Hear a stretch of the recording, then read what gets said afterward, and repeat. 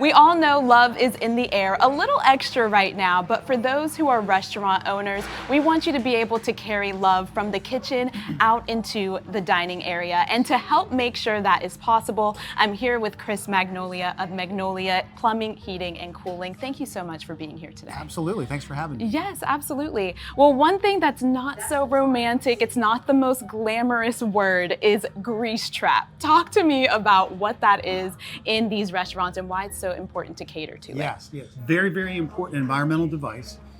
The word grease trap embodies what it does. It traps or intercepts the grease that's being created from the cooking process in the kitchen.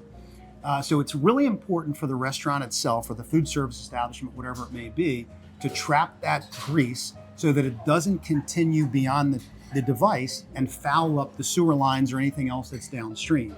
The other really important factor, this device is protecting us and our waterways. And you say, well, God, how is it doing that? We're stopping this grease from getting out into the municipal sewer system. And once it gets out there, it's a real problem. It will stop up your house, it'll stop up my house, it'll stop up any commercial business. And the big problem there is if that pipe out in the street overflows, it can actually spill out into our waterways. And we don't want our wildlife destroyed. We don't want the areas where we fish and swim destroyed. So from that perspective, it's a very, very important task. Yes, and you guys also have what's called the FOG program, which is fats, oils, and grease. Can you tell me a little about that? Yes, yeah. So the FOG programs are regulated at the county level. So each county may have a little bit of a different code and a little bit of a different enforcement policy. Disciplinary actions could include fines, but my experience is most of the counties are more concerned with compliance. They just want to make sure you're going to do the work. Someone like us will come out and we will, when we do our service, we'll measure the fog level. We'll measure how much grease is in the device and make sure that it's compliant with code. If it's not compliant, then we'll recommend that we increase the frequency that we're going to be servicing the interceptor or the trap. Outside of that today, most counties have increased their level of regulation to require people like me to upload our documentation to a government cloud-based portal. That's so they can see how often are these traps being serviced, who is doing it, and who is not. So it's definitely in everybody's best interest to make sure that they're having this stuff done today so they don't fall on the radar of a county fog inspector. Yes, and right now we are inside of All Set, who indeed is all set thanks to you guys. Can you tell me, for other businesses, whether it's a bistro or a crab shack, how do they go about making sure that they're good to go as well? Yes, yeah. They should never have to pick up the phone to call the provider.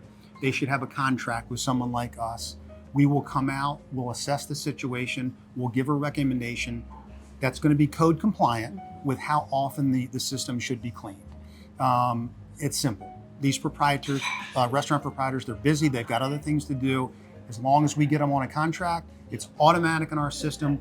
We will show up on that agreed upon frequency to take care of the situation. Yes, and for anyone watching, do you have like one piece of advice on what they can do before making that call to you to make sure that when you get there, it's not, a complete mess? Yes, yeah. Each county will have what they call a kitchen best management practice document. Okay. And what they should be doing is making sure that their kitchen employees are highly trained and that they're just performing these basic things. And when I say basic, we're talking about scraping off food scraps into the trash can so they don't end up in the drain lines. Things of that nature that really basic, but they go a long way in preventing emergencies. Emergencies can be expensive. We don't want them.